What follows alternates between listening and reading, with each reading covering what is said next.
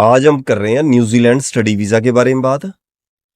Main topic ये रहेगा, ये डिटेल्ड वीडियो है। अगर आपको अच्छी लगती है तो उसको लाइक और अपने दोस्तों से शेयर जरूर करना, क्योंकि न्यूजीलैंड का क्या होता है कि वीज़ा की रिफ्यूज़ल रेट ज़्यादा होती है। अगर एप्लीकेशन को जब तक सही तरह प्रेजेंट नहीं करेंगे तो वीज़ा नहीं आएगा। ये चीज़ समझनी है पहले तो। बहुत सारी एप्लीकेशंस ऐसी आती हैं जिनका बिना बात से रिफ्यूज़ हुआ होता है। आपको टोटल डिटेल में बात करेंगे, जिसमें फंड भी है, लोन के बारे में बात करेंगे, आईटीआर बारे में बात करेंगे, जीपीएफ म्यूचुअल फंड के बारे में बात करेंगे, इसमें प्रोग्राम्स किस टाइप के लेने लें बच्चे, गैप के बारे में बात करेंगे, सारी टोटली डिटेल में। थोड़ी सी शायद वीडियो लंबी हो जाए। नमस्कार, मैं Rajesh Bansal, hike visa consultant से। सबसे पहले मैं फ़ंड की बात करूंगा। फ़ंड हमारे कौन कौन शो कर सकते हैं? नाना नानी, दादा दादी, पेरेंट्स और स्टूडेंट की बहन भाई, ये सारे लोग फंड दिखा सकते हैं। नंबर एक बात। नंबर दो आया था लोन। अगर तो आप ले रहे हो प्रॉपर्टी के अगेंस्ट लोन, और उसको अकाउंट के अंदर डालना पड़ेगा आपको। अगर आप एजुकेशन लोन ले रहे हो तो उसको अकाउंट के अंदर डालने की जरूरत नहीं होती। ये दो तरह के लोन आपके सीधे चल जाते हैं। पर्सनल लोन ले रहे हो तो वो कोई ज़्यादा बढ़िया चीज़ नहीं है, उसमें इंटरेस्ट ज़्यादा होता है, उसकी इंस्टॉलमेंट ज़्यादा होती है, आपके अकाउंट से कटती नजर आ रही है, तो वो वीक चीज़ है थोड़ी सी। गोल्ड के अगेंस्ट लोन आप ले सकते हो। एक आप एग्रीकल्चर वाला लोन ले सकते हो, कई तरह के लोन ले सकते हो। जो गोल्ड वाला लोन है और एग्रीकल्चर वाला लोन है, ये बेसिकली एम्बेसी इसको मानती नहीं है। तो इसको करना क्या है हमने? इसको पुराना करना है पैसों को, ये तब चलेंगे पैसे। और जो प्रॉपर्टी अगेंस्ट लोन है और एजुकेशन लोन है, ये एक दिन पुराना हमारा चल जाता है। ये चीज़ हमने समझनी है, इसको एप्लीकेशन को कैसे करना है। एक होता है जीपीएफ होता है, एक होता है म्यूचुअल फंड।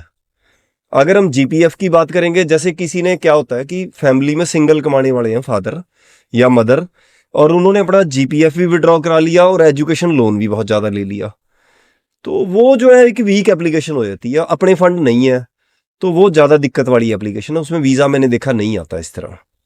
आपको म्यूचुअल फंड है तो वो उसके लिए क्या होता है, म्यूचुअल फंड क्या होता है, एक फ्लैक या शेयर मार्केट में पैसा है, उसको आपको विड्रॉ कराना पड़ेगा पैसे को, और ये भी दिखाना पड़ेगा ये पैसा आपका कब गया था वहां पे। यानी कि मेरा पुराना पैसा था, ये चीज़ साथ में बतानी पड़ेगी। यानी कि आपने कल पैसे लगाए और आज निकाल के आप दिखा रहे हो कि शेयर मार्केट से पैसा आया, तो वो एम्बेसी डाउट कर सकती है उस चीज़ पे। अब मेन सबसे बड़ी चीज़ होती है इसमें आईटीआर की। अगर आपकी आईटीआर जो आप शो कर रहे हो वो 500 रुपये में भरी जाती है आईटीआर, किसी भी कंट्री के लिए भर लो। अगर आप कनाडा में आईटीआर ऐसे ही लगा देते हो या यूके में लगा देते हो, तो यूएसए में लगा देते हो, इतना इशू होता ही नहीं है उसका। वो इतना फोकस नहीं करते आईटीआर पे, यानी कि आप दिखा रहे हो ठीक है बस। पर अगर आप न्यूजीलैंड ऑस्ट्रेलिया की बात करते हो, दोनों कंट्री में बता रहा हूँ, सेम चीज़ होती है। जो आप इनकम दिखा रहे हो वो अकाउंट के अंदर दिखनी चाहिए भी, आप किस तरह आपकी इनकम है। अगर वो इनकम प्रॉपर जनरेट नहीं हो रही है तो वीज़ा नहीं आता। इसकी डिटेल्ड आप कोई इन्फॉर्मेशन लेना चाहते हो इनकम को लेके, तो आप फ़ोन भी कर सकते हो और कमेंट भी कर सकते हो, आपको रिप्लाई प्रॉपर आ जाएगा। आगे पीछे हमने बहुत सारी वीडियोस बना रखी हैं आईटीआर को लेके। यानी कि आईटीआर अगर ऐसी है हवा में है तो वो नहीं चलेगी आपकी। एग्रीकल्चर, अब इसमें कौन सी इनकम वीक काउंट होती है? एग्रीकल्चर इनकम को हम वीक काउंट कर कहती है एम्बेसी। और कोई आप मुर्गी फार्म है, मछली फार्म है, ये सब वीक इनकम है। ये वीक इनकम क्यों काउंट होती है? क्योंकि इसमें प्रॉब्लम्स कभी भी क्रिएट हो सकती हैं। फसल आपकी ओपन में है, वो खराब हो सकती है बाई चांस, उसको स्ट्रॉन्ग इनकम काउंट नहीं करते, उसके साथ अदर इनकम भी होनी चाहिए आपकी, तब एम्बेसी मानती है उसको। हालांकि अगर सारा पैसा अपना ये लिक्विड मनी है हमारे अकाउंट में और फिर हम एग्रीकल्चर इनकम लगा रहे हैं तो वीज़ा हमारा आ सकता है। पर हम क्या कर रहे हैं, एजुकेशन लोन भी बहुत बड़ा लगा रहे हैं और एग्रीकल्चर इनकम भी दिखा रहे हैं, तो वो उनको लगता है कि शायद ये कभी इंस्टॉलमेंट टूट सकती हैं। अगर किसी एक मान लो को फसल खराब हो गई है तो ये बच्चा कैसे इसके पेरेंट्स फीस को इसको पे करेंगे इंस्टॉलमेंट को। एक क्या होता है कि लोन में हमने, हमारी इनकम है 10 लाख रुपए अगर एनुअल, तो उसके हिसाब से 30-35 हज़ार रुपये हमारी, अगर साल की 10 लाख रुपए इनकम है, फिर हमारी जो 40 हज़ार रुपये से ऊपर हमारी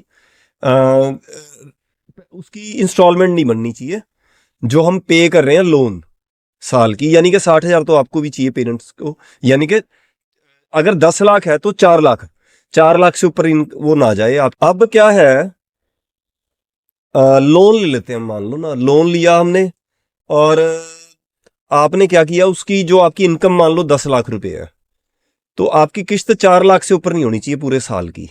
यानी कि 6 लाख रुपए आपके पीछे भी लगना दिखना चाहिए कि आप घर का खर्चा कैसे चलाओगे।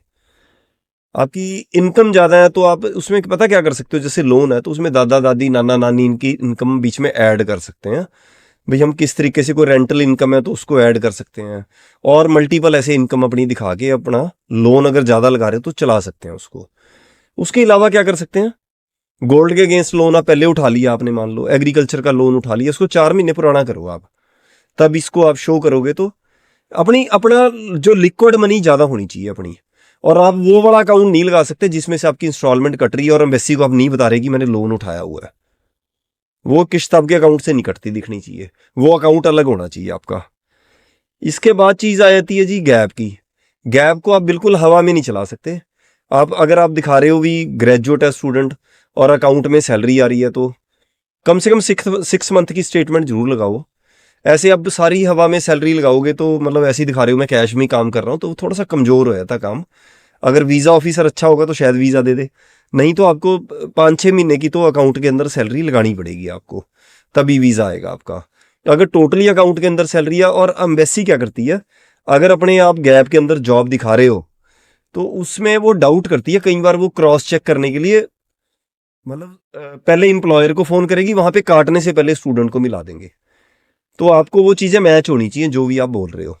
हवा में ऐसे नहीं होना चाहिए कि आप मतलब ऐसी लगा रहे हो अपनी ना अभी जॉब ऐसी लगा रहे हो, सिर्फ आप किसी कंसल्टेंट से एजेंट से बनवा के लगा रहे हो, भाई 10,000 20,000 रुपये दे के आप जॉब दिखा रहे हो, तो उसमें फंस जाओगे आप फिर आप। और तीसरा प्रोग्राम है, प्रोग्राम हमने ऐसे लेने की कोशिश करनी है जिसमें हमारी पीआर भी हो सके फ्यूचर में, क्योंकि उनको भी लेबर की शॉर्टेज है, पर परमानेंट रेजिडेंसी उन लोगों के लिए ज़्यादा आसान होगी जो लोग एक प्रॉपर प्रोग्राम लेके जाएंगे। और दूसरा करना क्या चाहिए कि अगर आप मान लो कोई ऐसा प्रोग्राम भी लेके चले गए, आपको लगता है कि इस प्रोग्राम में मेरे को पीआर में परमानेंट रेजिडेंसी में दिक्कत आ सकती है, तो आपको शॉर्ट कोर्स अलग अलग ऑनलाइन कर लेने चाहिए। आपको बाकी बच्चों से एक स्टेप आगे रहना पड़ेगा।